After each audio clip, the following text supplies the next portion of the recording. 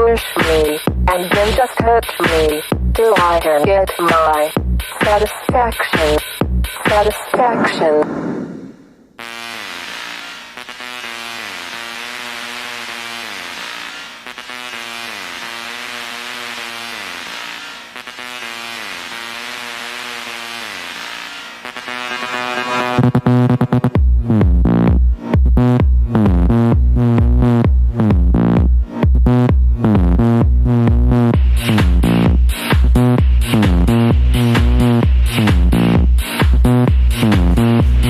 Push me, and then just hug me, till I can get my satisfaction.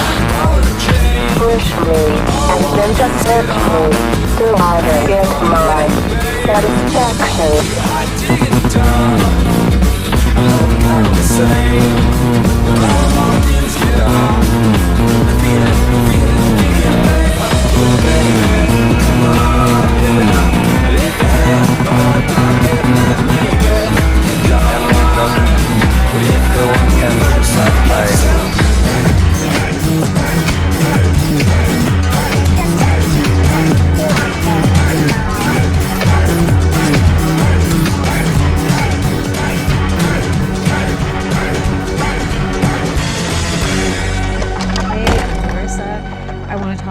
Frustration today. So frustration's a universal human experience. Like you try to do something a bunch of times, it doesn't work. It's like, that's, and that is frustration. But it's also personality's ego fixation in the Enneagram system relating to object relations, which is how we interact with people in the world around us, our environment, just whatever the dynamics are that kind of dominate our locus of focus, which is usually centered around our dominant fixation, whether that's in the social realm, the sexual realm, or the self-preservation realm, which is like the physical reality. And frustration is the overfixation on the ideal. So it's what could be, but what isn't, what's desired and what's missing.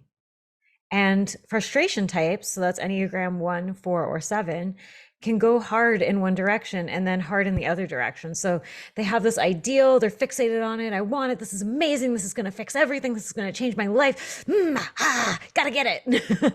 And then they get it, or they get it and they become so disillusioned. It's not what they wanted. It's disappointment.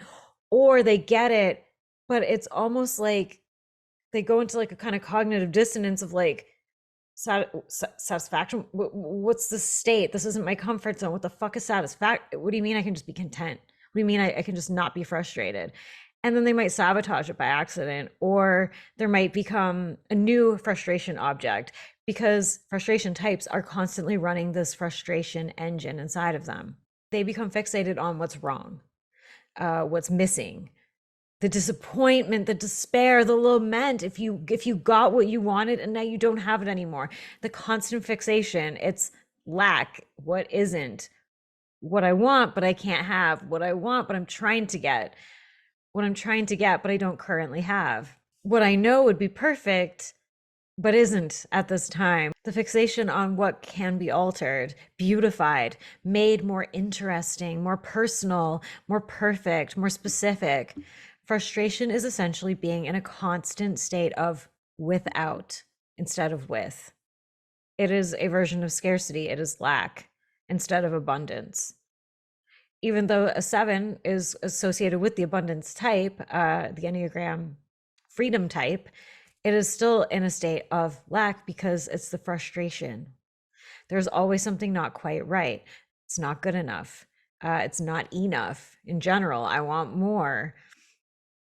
It's not interesting enough. It's annoying. There's something annoying me. There's something out of kilter. There's something wrong.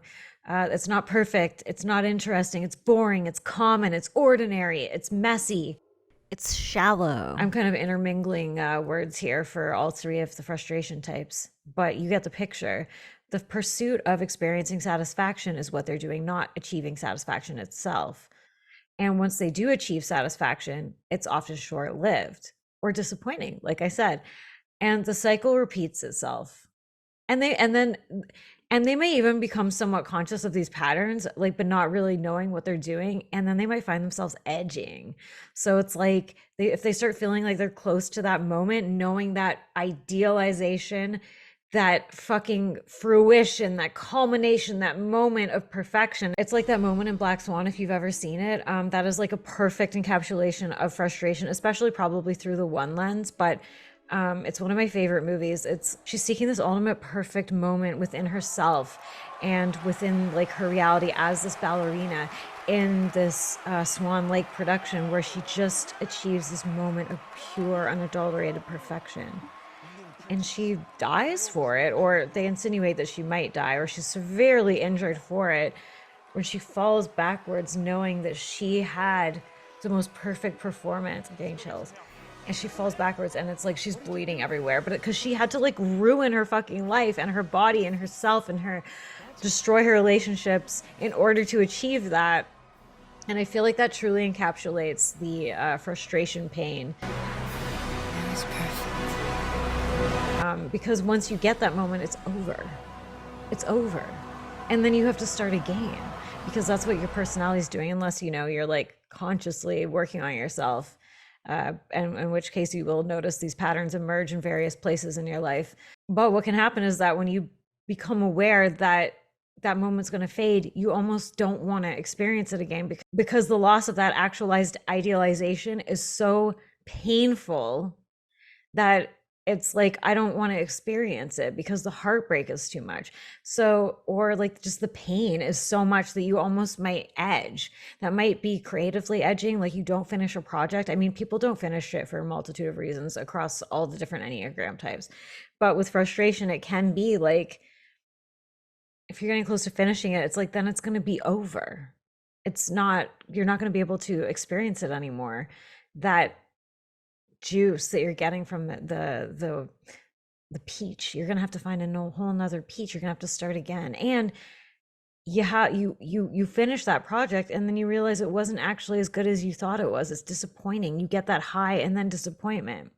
And so you may start to avoid that, because that can actually become more painful, which is what's happened in my life a bunch of times, where it's like, I know that the pain of the loss of this thing I want is going to be so profoundly horrible that I almost don't want to ever get what I want, which can become obviously a limiting belief pattern where you end up fucking yourself over. And frustration can also show up as grandiose fantasies of the frustration type's version of the ideal, and that can be like in themselves, like their self-concept, like these grand fantasies of who they are, what's possible for them in their art, their creations, or their career, or how they see themselves in the world, their self-image, in their partners, their lovers. You know, this can be a real problem, obviously. Children, especially, like frustration types, like 147, can really fuck up their kids if they put this frustration orientation onto their kid, because then the kid will never feel like they're enough, or the kid observes their parent putting that into the world and feeling like, you know, especially with like ones or something, like, oh no, I have to be perfect. I have to be perfect for this parent. I'm not good enough. I have to be pure. I have to be good. I have to do the right thing all the time, like these kinds of things. It can also manifest in friend groups, in their career, their business, their coworkers, their underlings, their bosses, even, the entire world, their house, their clothing, adornments, the weather, their bodies, the sex, the juice, the energy, the connection. There will always be something to pick at. There will always be something that could be better, more ideal. And frustration makes itself home in, like I said, the Enneagram 1, 7, and 4. But it also shows up as an influence when you have a wing 1, wing 7, wing 4. So like, let's say you're a 9, wing 1, 6, wing 7, 3, wing 4. Or as a fix. So let's say you're a core like 9, but you have a 4 fix, for example. And the frustration is amplified if you have frustration in 2 or more centers. So because type 1 is a gut center type 4 is a heart center type, and type 7 is a head center type. So if you get the wonderful title of being the sphincterella of the Enneagram, you're a triple frustration, a 147 trifixation, God bless your soul. Or if you're dating one. Ugh. A couple more things about frustration and just whatever your type is doing in general, is that like your vibe attracts your tribe. So I hate that saying, but it's true. If you are a frustration type, then you will likely notice frustration patterns in your life playing over and over and over again. People around you are fucking annoying. People around you are always like, you will probably fixate on what's annoying you out in the world. You will probably fixate on what's annoying you about yourself, what you want to change, what you hate, what you despise, what's boring, what you're stuck with, whatever. You'll probably find yourself constantly fixating on it, and because you constantly fixate on it, you create more of those situations, because your frustration energy attracts more situations and people and problems that create more frustration, because that's how the unconscious mind works. Actually, if you want to learn more about the unconscious mind, I'll put a link below for a private link to a video that I have on that topic. So whatever you're fixated on is what you're going to attract. Okay, I'll just use myself as an example. I'm a social dom, 7-4. So I'll use myself as an example because I'm a social dominant 7 with a 4 fix. So I've got a double whammy here.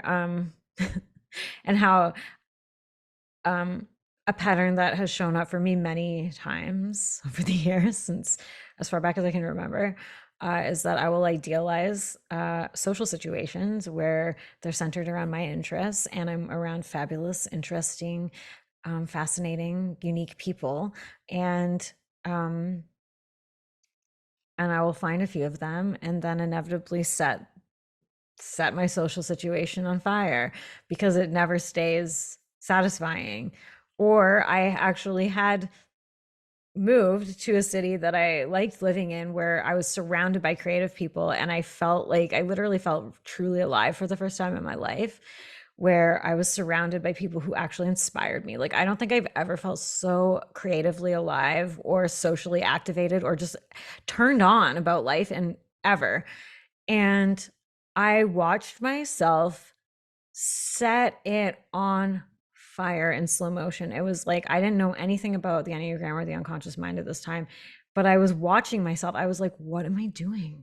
What am I fucking doing? I was finally surrounding myself with many people that I really wanted, like, that I was like, man, these are the kind of people I've always wanted to like be around. Like, they're actually making stuff. They're like making real art. They're actually talented and they're cool. Not to say that my friends here aren't. I do have a few. There's a few of them. But it was like this cognitive dissonance that began to happen, where I was just like, this can't be real. Like, I literally can't believe I'm getting what I want. This can't last. And I fucked it up. Part of it was because I couldn't legally live there, but I could have found a way to live there. Most people I know that have wanted to move somewhere in the States have figured out a way. It became this unreachable frustration object for me that I would just wistfully be like, I don't know, I'll never get back there. And then I went into the frustration pattern of just like lamenting what I couldn't have and idealizing this thing because I knew I couldn't have it. So then that tainted my friendships, my relationships. It tainted my entire fucking experience, because I'll talk about this closer to the end, but I couldn't appreciate anything in my life because it wasn't good enough. It wasn't what I wanted. It wasn't my ideal. And so why would I settle? So this is like honestly the curse of having frustration, singular or double frustration. I really think it's worse for double and triple frustrations, but you have to really fucking break. You have to like literally break your fucking ego to get out of this death trap, because it's so easy to slip into. You're just lamenting what isn't, what you don't like about a thing, what could be but isn't. Well, that greener pasture over there, well, that looks tastier. That's way more what I want, but I don't know how to get it. Or you start moving towards it and you're like, no, that's not it either. It's hell. It's truly hell being a frustration type. What's positive about being a frustration type, though, is that frustration types, because they don't settle, is that they will keep refining, they will keep tweaking, they will keep chasing, they will keep creating and trying to bring forth this ideal, this thing that has never existed. They will bring forth this perfection, this uniqueness. They will bring forth this like synthesization of ideas that would have never existed had this person not been a frustration type, fixated on their fucking pattern.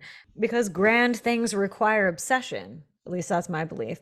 You have to be obsessed with something in order to really like crack a piece of reality open that isn't there for you unless you fucking dig it out, you know what I mean? So that's why you'll see like ones who are, not that I like the one way of being, but ones who will lead like these movements or like do reform or like create a whole new belief structures or like become these like almost religious figures for people, like like Jordan Peterson or something.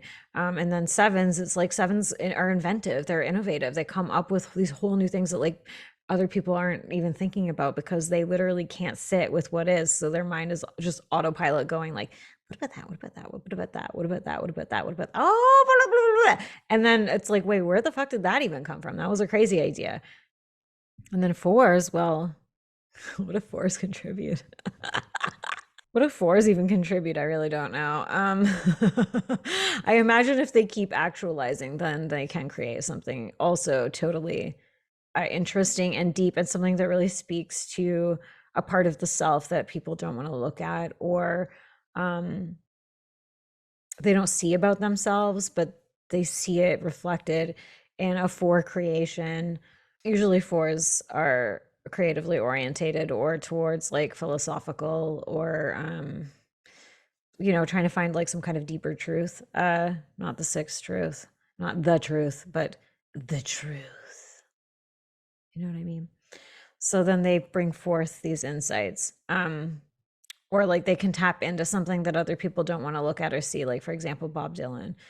And because they don't feel that urge to fit in with people or be acceptable or accepted, and neither do sevens really, there is like the possibility for them to actually do something magnificent and monumental because they are not being pulled into that attachment swirl. And I'm not saying that attachment types aren't capable of greatness. They are the ones who are likely to actually create change in the world. But when a frustration type does it, they do it with more specificity and obsession, I think, where it's like that specific pathway couldn't have been carved out by anyone other than a frustration type. So I'll just talk about how it shows up in the three different centers. You can use this to type yourself if you want, but often we relate to certain things that aren't actually our core type. So you might have an aspect of this in your type, but it doesn't necessarily mean that it's your core type. So just disclaimer. So for type one, type ones are frustrated in the gut center, giving them a bit of a God complex. They seek to exist in a way that is right. And they're also the ones who are the only ones who are doing it. So just, they want to be perfect, unadulterated by whatever their internal compass tells them is corrupt, bad, dirty, and wrong. So that'll be coming from within. 6 is more oriented towards whatever the established status quo is. 1 is more oriented to whatever their status quo is. So this frustration is seen and felt primarily in the torso, the body. That's why ones are often rigid looking. They look like they've got knuckle crushing buttholes and are in a perpetual state of disapproval. You've seen it. Especially with a 6 or a 4 fix.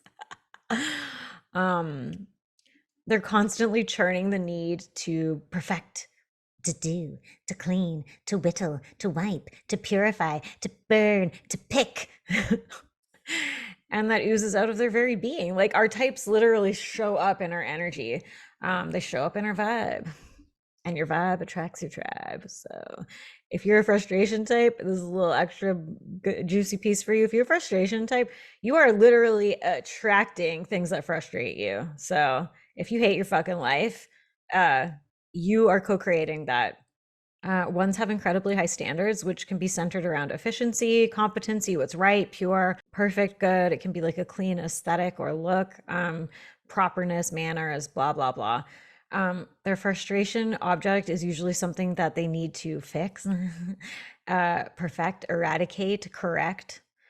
And they're fixating this energy primarily inward. So first and foremost, they're doing this to themselves. as well as outwards. So whatever they're projecting outwards on other people is what they're doing to themselves.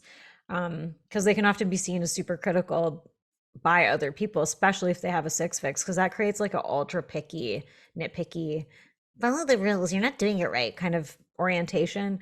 And with social instinct can be outward focused. If it's self-present instinct, it can be what's, like fucking cleaning all the time, like that kind of stuff. But the thing is, this is a one's baseline. So this is the world that they live in. This is what the energy that they inhabit. This is what their ego is doing 24 fucking 7. So then they project that outwards and they don't realize what they're doing, right? And so this will show up again, like I said, in the dominant instinct, whether that's social, so that's the people, sexual, which is usually like partner, their displays, attraction, chemistry, with self-pres instinct, it'll be again like the home, the physical, the body, whatever. And it can show up in their art, their writing, their creative efforts can feel like they're never good enough. They're never perfect enough to share with the world. They're never perfect to finish. I think Ayn Rand may be a one, and she, I remember reading something where she talked about she couldn't read her old books because she just saw everything wrong with them. She wanted to fix everything in it. So that can also be a thing. And I think that could be more oriented, I want to say, towards 1, maybe 4, less so 7. This kind of desire to, if it still exists, to keep fixating on it and frustrating on it.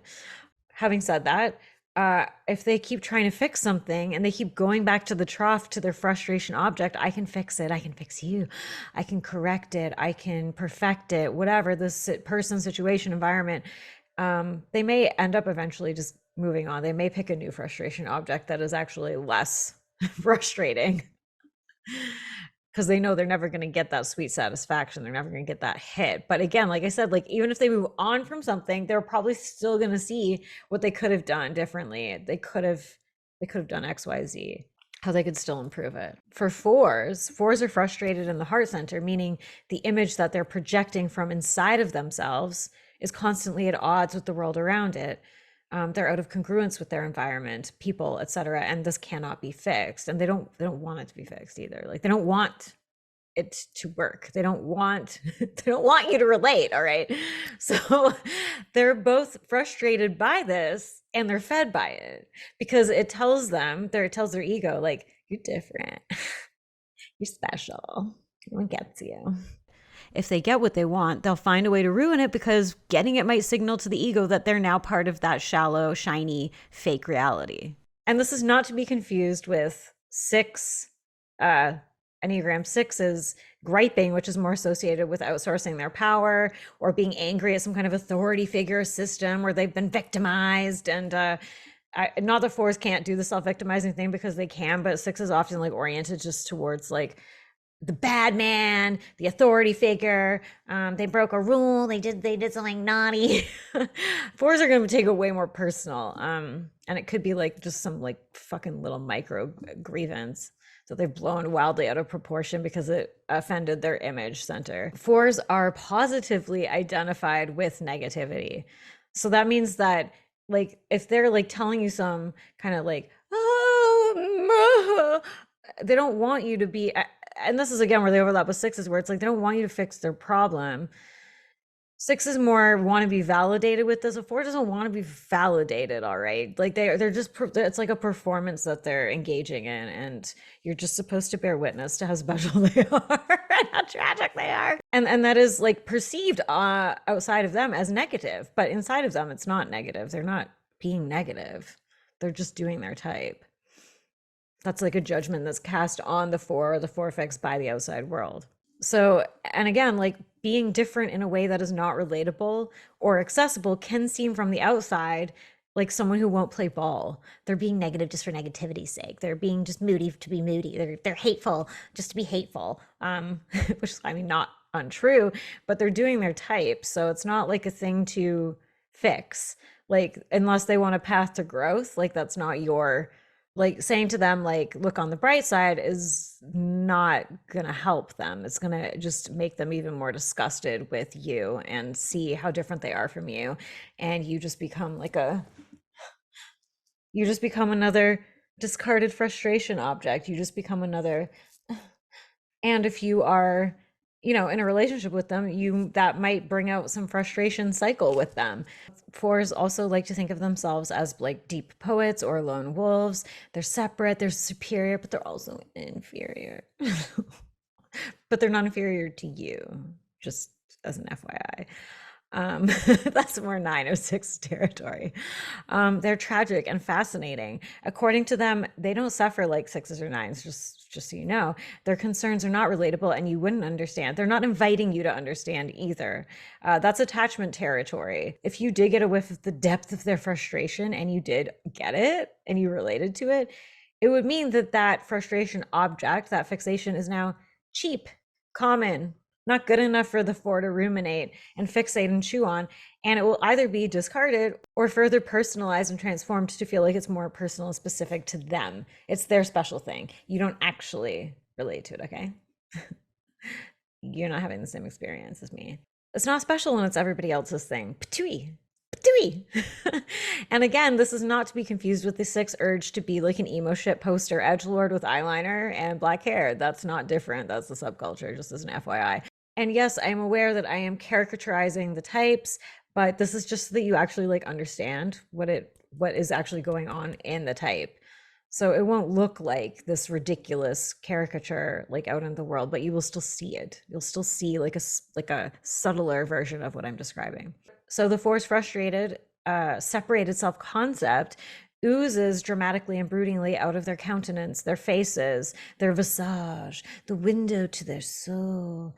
They are the unwilling cover model who wants you to know that they don't actually like posing. They don't want to be on your magazine. They don't care. They're not part of that, okay? But they still want you to see how deep they are, but then also don't comment on it, okay? So 4s are first and foremost their own primary frustration object, just like the 1s. But 4s are unconsciously deepening their experience of themselves and creating a continuous narrative about how deep, profound, separate, beautifully broken they are. They're unreachable unless they grant you the key, and that key is conditional and not permanent and can be taken away with a hiss. And this can be flavored by their fixes, of course, how the 4 shows up, because certain fixes will amplify the 4-ness. And so with a 4 with a 6, there's going to be an amplification of self-loathing and like hating other people, disdain. Like if you think about somebody like Morrissey, it's like 2 cringe types together, 4 and 6, creating this like melodramatic like despair, the horror of self, the horror of the world. I'm a victim. And with 1, there's an amplification of snootiness and disgust, picky, nitpicky, particular. I don't eat that. No, thank you. I don't go to those kinds of parties. And with 7, there's an amplification of melodrama and self-fixation, swinging between self-loathing and self-aggrandizing. So that's like sparkle and horror. 7 is also a frustration center, and it's oriented towards what's interesting, what's novel, what's weird. Plus the 4 orientation of separateness it can create for like somebody living in a totally different planet than the majority of other people. And 4 with a 5, for example, is more prone to nihilism.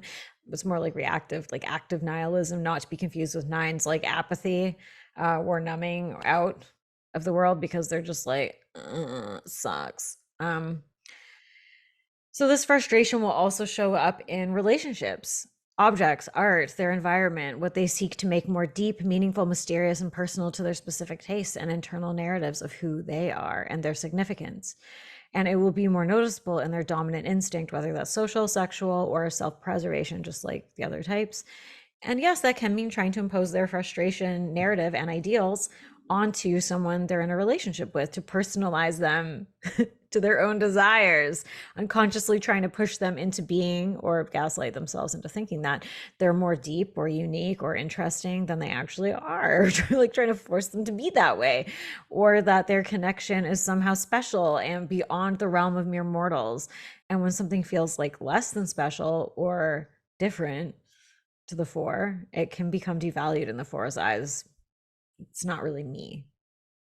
It's not really worth me because it doesn't feed that internal narrative of I'm special, I'm different, I'm separate, I'm tragic. Sevens are frustrated in the head center, meaning that they want to be tantalized, obsessed, excited, turned on, lit up, distracted from the mundane, pulled away from the boring, aroused by whatever their frustration objects are. And because there are likely to be many frustration objects, they can become spread across these delights, these unsatisfying delights. Never experiencing true satisfaction, which also leads to them not finishing projects, not committing to anything, always having a plan B, C, D. Like there's always some kind of backup plan. There's always like something else in the wings. Well, I could do that instead. Okay, maybe I'll line up that, or you know what? Well, you know what? Fuck it. I have this other interest, so I'll just put my interests. Oh, this interest kind of got boring or didn't really pan out the way I wanted it to, or was disappointing, whatever. Well, that's okay because I have 5 other interests over here and I'll just go more in that direction. Oh, you're a friend who keeps nagging me and keeps being really annoying and bringing down the vibe. Well, guess what? I have 20 other friends, so bye. So this can create a person who's almost like simultaneously existing in multiple realities, not like the attachment or 3-ish thing of putting on different faces for different friends. Like the 7 is literally just having completely different realities that they're living in, hedging their bets basically for the most satisfying or ideal option. But however, because they do this, they never get that satisfaction. Or if they get the satisfaction, they quickly forget about it and move on. And then the cycle repeats. They have to find another juicy peach to go lick. So a type 7's frustration object obviously shows up in its instinctual realm, social, self-preservation, sexual, but there's an infusion of possibility. It's something that they feel they need or will add excitement, novelty. They'll learn something new, something they can lose themselves in, something they can distract themselves from what's boring and get that fucking dopamine hit from. Something shiny, sexy, intriguing, hot, novel, never conquered, never tasted, alien, bizarre. And as a result of this, because this is also, we're always doing our coping mechanism, the more stressed out we get, the more we lean into our low level of health, like type shit. So 7s become more gluttonous, if you will. When they're stressed out or when they're really bored or they hate their life, then they can like just overdo these like fantastical possibilities and get really carried away. And like I said, they can create almost these like alternate realities that they're living in to not live in actual reality. And that can manifest through relationships, with idealizing a relationship, the new juicy relationship, the new art project, the new idea, the new theory, the new interest, the thing that's going to fix everything, the thing that's going to make everything fucking good. Never does, though. Rarely does. Sometimes a 7 will pick a thing and they will keep finding juice in it, which is why as a 7 I'm still into the Enneagram after many years. You just have to find the right thing. Or you can also lean into some self-work prompts, which I have at the end of this video. But everything is centered around possibilities and potentialities. So ideas, creations, booze, drugs, people, their partner, experiences, partying, places, food, interests, hobbies. And once that thing dries up, the 7 is likely to lose interest and find another sparkly object. And depending on the person, they might also leave like a little pinky toe still in whatever that interest is that they've lost interest, just enough in case they gain interest again or something interesting happens, because they also got FOMO and they don't want to be left out if something does actually bump off. And they grow bored. And like what triggers these patterns is often like stagnation, boredom, repetition, routine, not just being in a dull environment around dull people, around in dull situations. And this is the thing that triggers the frustration pattern. They get bored, they find a new frustration, they find a new object to fixate on, to obsess about, to this is gonna give me the juice, and chasing after it and getting after it. And then they either can't get it, there's blocks to it, they might find a way to overcome it, or it's not what they wanted, or it wasn't ideal, it was too hard, it was kind of sucked, or whatever that is, whether that's a person, it doesn't matter. Then there's that inevitable disappointment and despair feeling, and that thing might also now have become an obligation if they switched career lanes, or if they fucking got a new person to date, and now it's like, shit, this person sucks too. This isn't fun anymore. It's not new. I'm not in a state of limerence.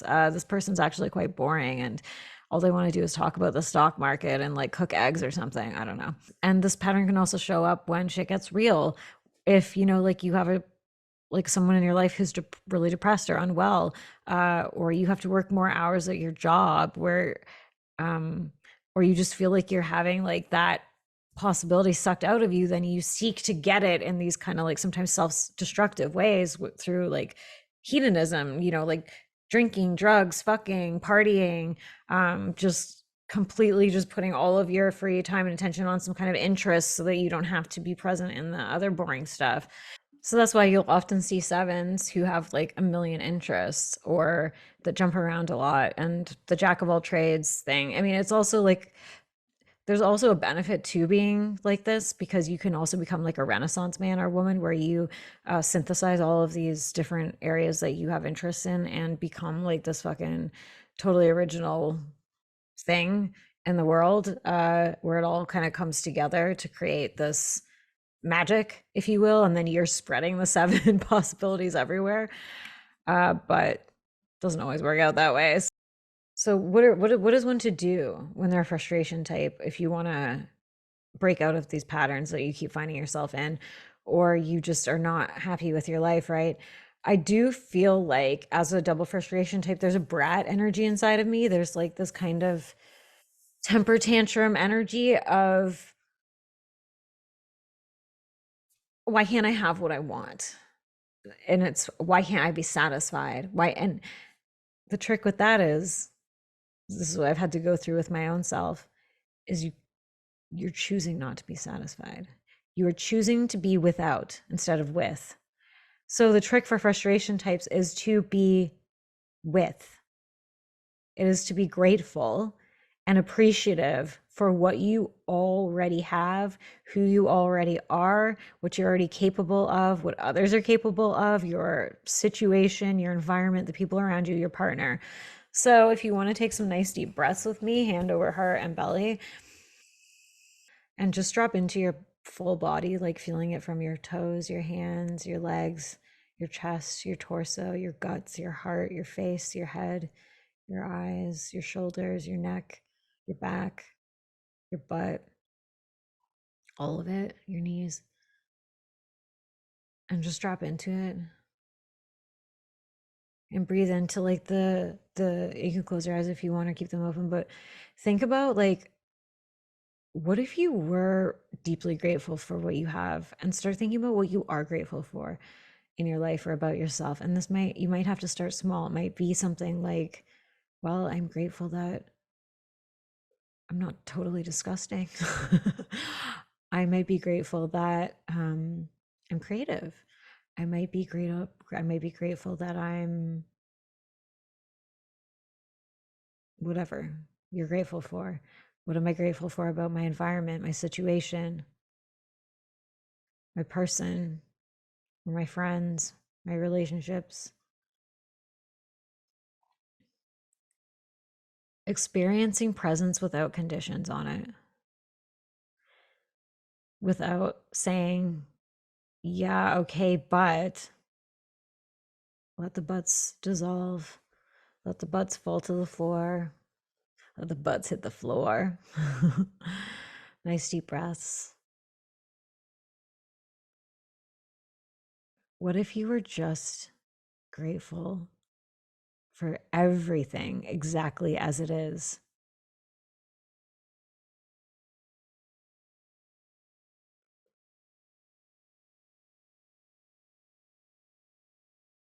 And realizing that by being frustrated, it doesn't mean that you're not settling. It just means you literally never get a moment of fucking peace or contentment, and that your nervous system is in fight or flight frustration mode, probably fucking aging you.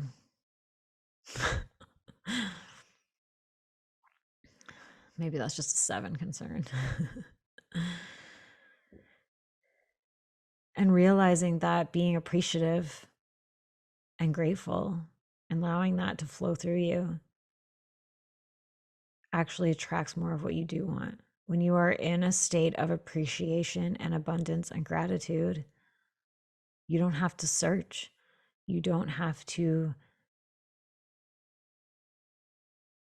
search. You don't have to separate. You don't have to chase. You don't have to whittle, clean, purify, perfect, edit, deepen, over personalize, over specify. You don't have to hate it. You don't have to fixate on how much you hate it or that person, that thing. You don't have to fixate on how it's fucking up your experience. You can just allow it, whatever that thing is. If there's something specific coming up for you, just allow it and breathe into it. My dog is like making really weird noises right now. She's letting go of her frustration, not having all the treats. And just allow whatever you have been feeling fixated on that is annoying you in your life, whether that's like a person, yourself, where you live, your body,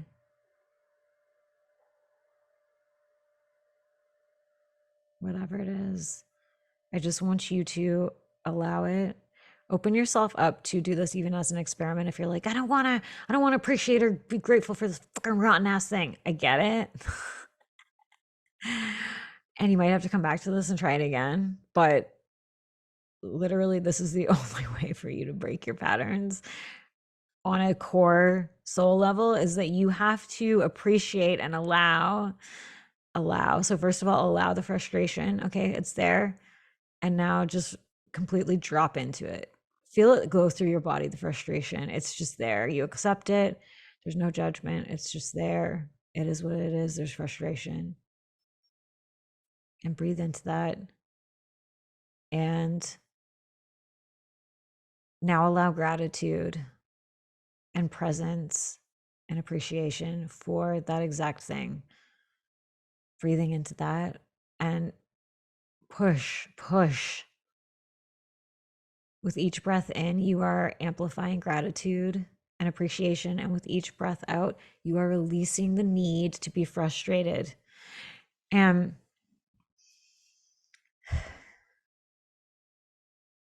there might be a fear that comes up for you around this right now as you're releasing.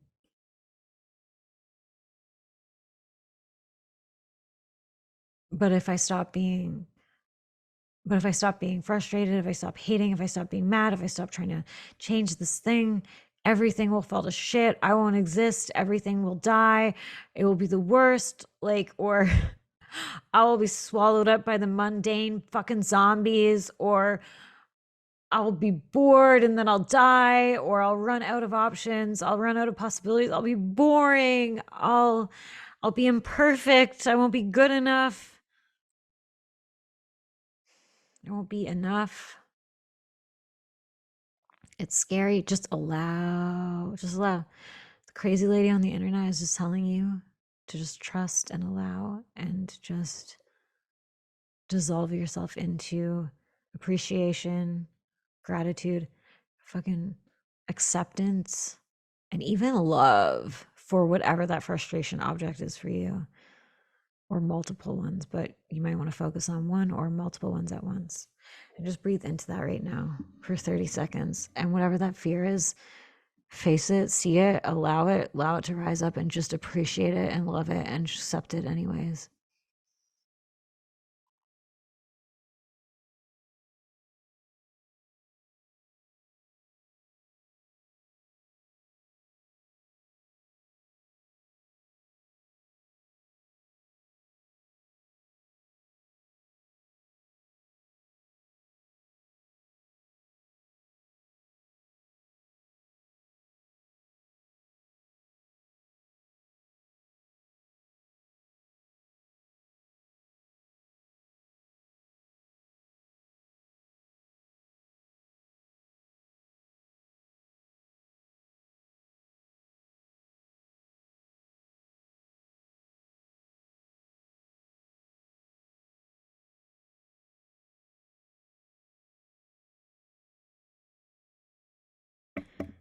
And if you have to cry a little bit, just let it out. There might be a brat, there might be a child inside of you that, whether it's a deprived child, it's a child that didn't feel like they were recognized for their differences or didn't feel like they were seen as who they are and they were painted as something rotten or imperfect, or they didn't feel safe to be messy or wrong or sad, unhappy, boring. Maybe you felt intruded upon a lot. Maybe you felt like you were never good enough no matter what you did, or you couldn't just exist as you were without constantly being criticized. Maybe you felt like you were constantly being criticized for who you are and you were never appreciated. You were never shown gratitude for your beautiful soul and who you are, frustration patterns and all. So I want you to show now that deep well of appreciation, satisfaction, gratitude for yourself. Taking nice deep breaths. If there was like a time in your life when you were younger, or even just a symbol, a fragment of a memory, a sensation, a shape, where you can feel that energy from the situation when you were younger, where you felt like you weren't enough, where you felt criticized, or you felt like you were too much, or you felt unsafe in this world.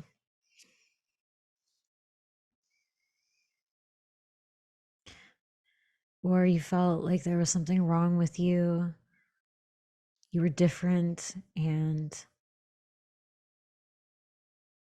where you felt maybe you felt like there was something wrong with you, you were defective, broken. And I want you to just take that fucking love and appreciation and gratitude and wrap yourself in it. Whether that's wrapping yourself when you were younger or wrapping yourself in it now, or maybe both together, and just breathe into that peace and abundance and gratitude, that satisfaction, that self love and self acceptance, where nothing needs to be done, nothing needs to be changed, nothing needs to be differentiated or deepened or perfected or chased.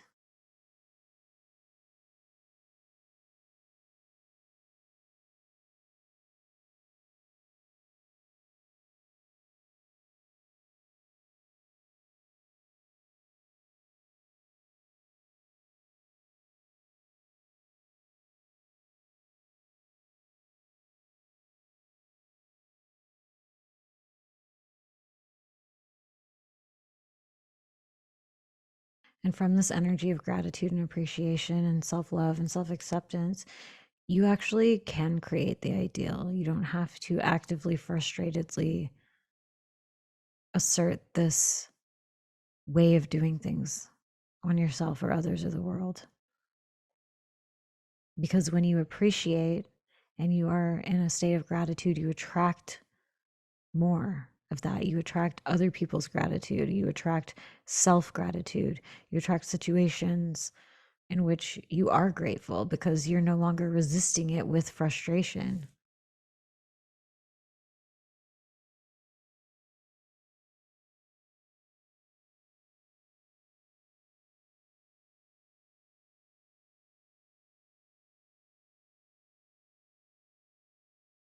And if you still have resistance, just take nice deep breaths and just allow it to be there without judgment. It's okay. And you might want to ask, what am I making this mean about me? What will releasing this or allowing this mean about me? And just breathe into anything that might be left and just allow it up. Because these narratives are not real. They're narratives that our ego, our personality type tells us that we need to do or be in order to be safe, in order to exist, in order to be an individual, a person who is loved and valued and appreciated and seen and safe. But you know that there are all kinds of people all over the world that are not doing this pattern, that are loved and appreciated and valued and seen.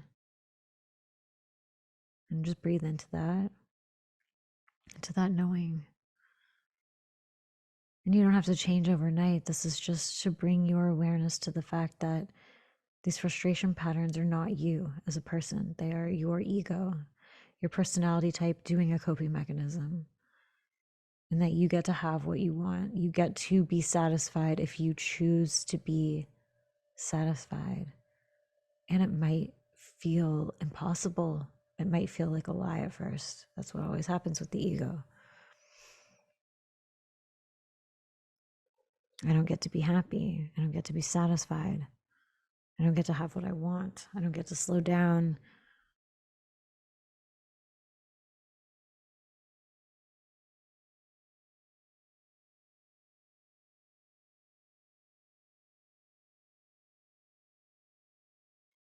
And so I would like you to think about now something that you are 100% appreciative of in your life.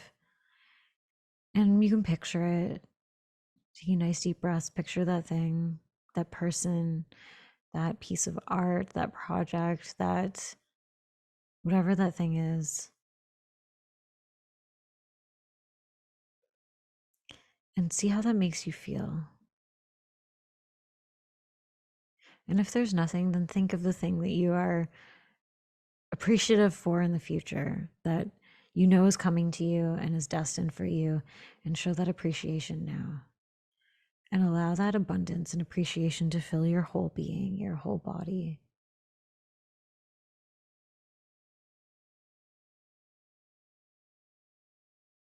And I want you to remember this moment, remember this feeling, this sensation. And you might even want to remember it with a symbol or a color, a smell, a song, a phrase, something you can write on a post-it, lyrics, an object on your table, on your desk. And remember that energy, feel this energy amplifying, this gratitude, this appreciation, this contentment, this satisfaction, and put it into that thing. And know that whenever you access that thing, you can just feel contented and satisfied and appreciative, grateful.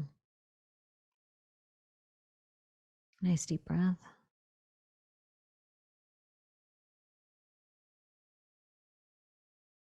And I want you to, the next time that you get into a situation where you catch yourself doing a frustration pattern, whether you're riled up, your body becomes really tense and agitated, or you are fleeing into possibilities, or you are getting annoyed or you're getting annoyed and hateful or reactive at something out there that does not line up with your self-image or how you imagined your reality to be, or whatever triggers that like disgust response, or that response to flee, that response to perfect, to clean, to purify, whatever that sensation is for you that you notice is a frustration pattern for you. I want you to pull up this feeling of gratitude and appreciation and contentment and satisfaction, and pull it into your body, and trust that you get to just feel this way. If you don't want to fixate on a frustration thing, you don't have to. You can let it go. You can choose a different path. It might not be easy at the beginning. It might take quite a bit of practice, but you can do it. This is how you rewire your mind and your nervous system, with presence. So if you're 7, the next time you want to flee because something's boring, I want you to breathe into that feeling of gratitude, satisfaction. Wow, I am so grateful that that I have the luxury of being this fucking bored.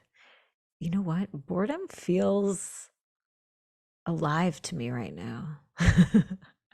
I'm appreciative for this boredom.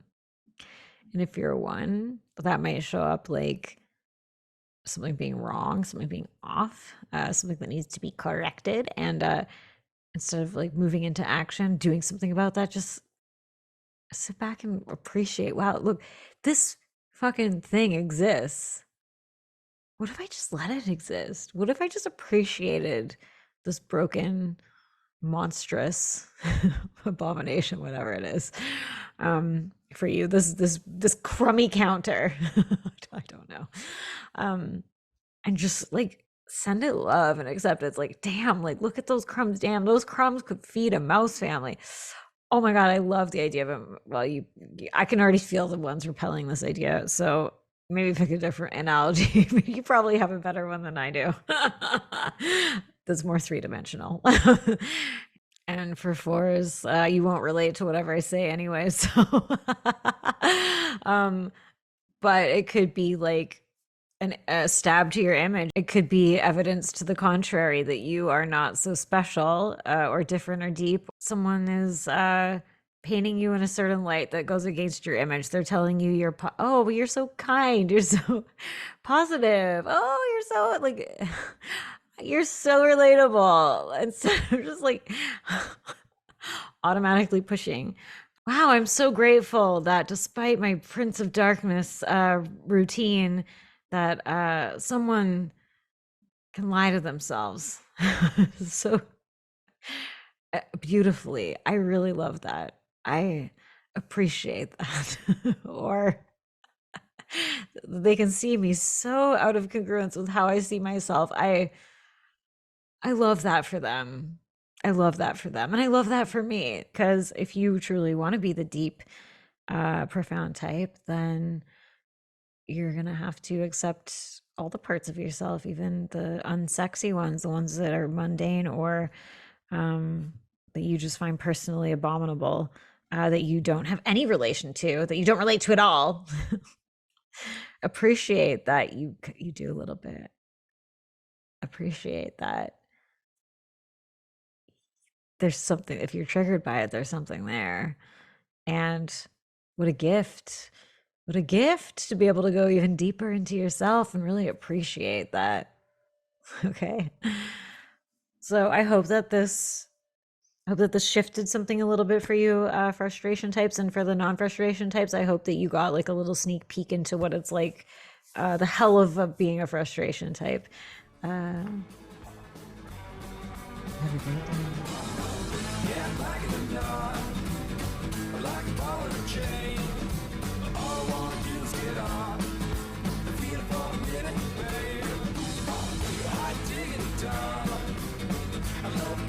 Say